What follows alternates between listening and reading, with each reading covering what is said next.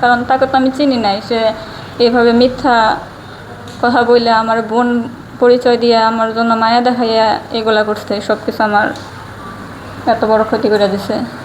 ঠিক আছে, অবশ্যই, কারণ তারা আজকে আমারটা করছে, কালকে আরেকজনেরটা করবো, এইভাবে মানুষের ঘাম ঝরানো কষ্টের টাকাগুলো তারা নিয়ে নিয়ে ফুর্তি করতেছে। আসসালামু আলাইকুম। ধন্যবাদ দর্শক, নতুন একটি ভিডিও নিয়ে আপনাদের মাঝে উপস্থিত হলাম। দর্শক, ইদানিং মানুষ নতুন একটা প্রতারণার শিকার হচ্ছে। যেমন একজন ভুক্তভোগী থানায় এসে অভিযোগ করে, তখন আসলে সে অনেক কষ্টে এসে থানায় এসে অভিযোগ করে সেই প্রতারণার অভিযোগটি।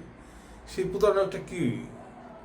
প্রতারণাটা হচ্ছে মানুষকে ফাঁদ পাতে, সহজ সরল মানুষকে ইমুতে, মেসেঞ্জারে, হোয়াটসঅ্যাপে, বিভিন্ন অনলাইন যোগাযোগের মাধ্যমে প্রতারণাটা হচ্ছে, আমি প্রবাসে থাকি, আপনাকে খুব ভালো লাগছে, মানে বোন নাই বা আমার ভাই নাই, এইভাবে বোন ভাই পরিচয় দিয়ে বানিয়ে বিভিন্ন দেশ থেকে এই ধরনের প্রতারণাগুলো করে থাকে। যে কথাটা বললে সে খাবে বা সে বিশ্বাস করবে, সেইভাবে বিশ্বাস জোগাইয়ে তার কাছে এইভাবে প্রতারণাগুলো করে থাকে। প্রতারণাটা হচ্ছে যে আমি আপনার নামে কিছু স্বর্ণ পাঠাবো, আপনাকে ভালো লাগছে, কিছু কসমেটিক্স পাঠাবো, কিছু বিদেশি মানে জিনিস পাঠাবো, এগুলো আপনি এয়ারপোর্ট থেকে ছুটিয়ে নিয়ে আসবেন। ওদেরই মানে এই ধরনের ফাঁদ পাতানো থাকে। তারা বাংলাদেশে থেকেই ওই বিদেশি নাম্বারে ইমুতে, হোয়াটসঅ্যাপে এভাবে তারা কথা বলে, তাদের এই প্রতারণার ফাঁদ।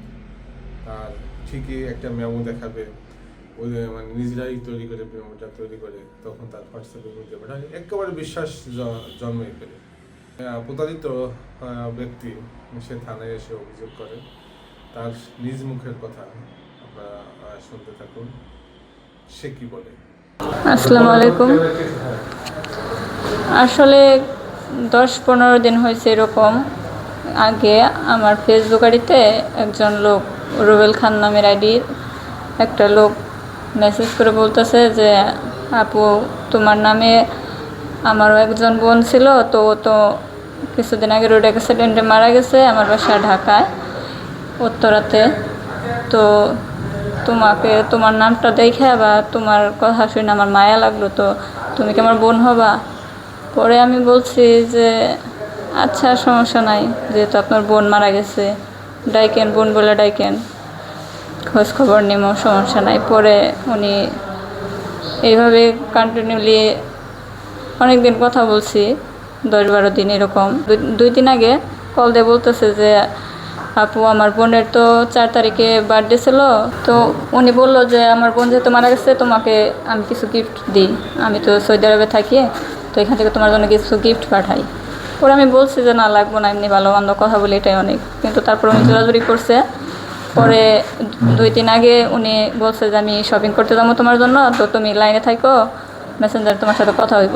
পরে উনি সব কেনাকাটা করছে, জামা কাপড়, মোবাইল, গহনা, এগুলা দেখাইছে, আমার পিক পাঠাইছে, ভিডিও করে পাঠাইছে। তো এটা দেখার পরে আবার উনি গেছে এয়ারপোর্টে গিয়া, সৌদি আরব এয়ারপোর্টে গিয়ে আমার নামে বুকিং দিছে, আমার নাম্বার, আমার নাম, আমার জেলার নাম, এগুলা দিয়ে বুকিং দিছে। ওইটার একটা কপি পিক আমার কাছে দিছে। তারপরে বলছে যে পরের দিন তুমি এই করবা, তুমি তো আর যাইতে পারবে না, চিটাগাং এয়ারপোর্টে আসছে, তো কুরিয়ার সার্ভিসে ওটা নিয়ে নিও, তোমার তো আমি এখন বিকাশে টাকা পাঠাইতে পারতেছি না, তুমি কারোর কাছ থেকে ম্যানেজ করে নিয়ে নিও, পরে আমি তোমার দিয়ে দিব। পরে আমি বলছি আচ্ছা। তো ওই কথা অনুযায়ী তারপরের দিনও কল আসছে, সকালে আমার নাম্বারে একটা কল আসছে, বাংলাদেশি নাম্বার। পরে উনি বলছে যে আমি চিটাগাং এয়ারপোর্ট থেকে বলতেছি, আপনি আপনার পার্সেলটা নিয়ে যান। পরে আমি বলছি আমি তো যাইতে পারবো না, তো আমার এই কুরিয়ার সার্ভিসে এটা পাঠাই দেওয়ার ব্যবস্থা করেন। পরে উনি বলছে যে তাহলে তো একটা অ্যামাউন্ট লাগবো, তাহলে আপনি ওটা বিকাশে সেন্ড করে দেন, আমরা গাড়ি বুকিং করে দিতেছি। পরে আমি বলছি আচ্ছা, কত লাগবো? পরে উনি বলছে 14,500 টাকা লাগবো। তো আমি বিকাশের এজেন্টের কাছে গিয়া ওই টাকাটা দিছি ওনাকে। তো উনি বলছে যে আচ্ছা, একটু ওয়েট করেন, আমরা ইয়ে করতেছি, 5 মিনিট পরে আপনার নাম্বারটা দিতেছি প্রাইভেট কারের ড্রাইভারের, যে নিয়ে যাব। পরে আমি বলছি আচ্ছা। তারপরে কিছুক্ষণ যাওয়ার পরে আর কল আসলো না বা নাম্বার দিল না। পরে আমি আবার কল দিচ্ছি যে ভাইয়া নাম্বারটা দিলেন না। পরে উনি বলছে যে আরেকটা তো প্রবলেম হয়ে গেছে, আপনার এইগুলোর মধ্যে তো ইয়ে নাই। উনি তো সৌদি আরবের ভ্যাট দিছে, স্বর্ণ, মোবাইল, তারপর জামা কাপড়, এগুলো ভ্যাট দেওয়া লাগে। ওই সৌদি আরবেরটা দিছে, বাংলাদেশেরটা দেয় নাই। তো এখন আমরা তো এটা ভ্যাট ছাড়া তো আপনার এটা দিতে পারতেছি না। পরে আমি ওই ভাইয়াটারে জানাইলাম, যার সাথে আমার কথা হয়েছে। পরে উনি বললো আচ্ছা ম্যানেজ করে দাও, আমি তোমার পরে দিতেছি। পরে ওনাকে বললাম যে কত টাকা লাগবো। পরে উনি বলছে 36,500 টাকা লাগবো, বিকাশের খরচটা সহ আপনি পাঠাই দিবেন। পরে আমি অনেক কষ্ট করে জোগাড় কইরা দুপুরের দিকে আবার ওই টাকাটা দিচ্ছি। দেওয়ার পরে উনি বললো যে আচ্ছা ওয়েট করেন, 10 মিনিট পরে আমরা ড্রাইভারের নাম্বারটা আপনার সেন্ড করে দিতেছি মেসেজে। পরে এইভাবে অপেক্ষা করতে করতে 30 মিনিট পরে আমি আবার ওই ভাইয়াটার কাছে, মানে যিনি আমার ভাই পরিচয় দিয়ে এইগুলো পাঠাইছি, ওনারে কল দিচ্ছি। পরে উনি বললো যে আচ্ছা ওয়েট করো, দেখো কি হয়, পাঠায় কি না, সমস্যা নাই, কিছু হবো না। পরে আরও আধা ঘন্টা অপেক্ষা করার পরে যখন ওই নাম্বারে কল দিলাম, তখন ওই নাম্বারটা, ওইটার ইমো নাম্বার দিছিল, ওইটার থেকে আমার ভোটার আইডি কার্ডের এপিটোপিট ছবি নিছে যে এটা ডেলিভারি দেওয়ার জন্য সুবিধা হবে, এটা বললা। পরে আর ওই ইমো নাম্বারে আর কোনো মেসেজ বা কল যায় নাই, ওইটা তো ব্লক করে দিছে। তারপর যখন ওই ভাইয়াটার মেসেঞ্জারে যে নক দিছি, মেসেজ দিছি, তখন দেখি যে আমার আইডিটা উনি ব্লক করে দিছে, কোনো মেসেজ যাইতেছে না। তো এর হ্যাঁ অবশ্যই, কারণ তাকে তো আমি চিনি নাই। সে এইভাবে মিথ্যা কথা বললে, আমার বোন পরিচয় দিয়ে আমার জন্য মায়া দেখাইয়া এগুলা করছে, সব কিছু আমার এত বড় ক্ষতি করে দিছে।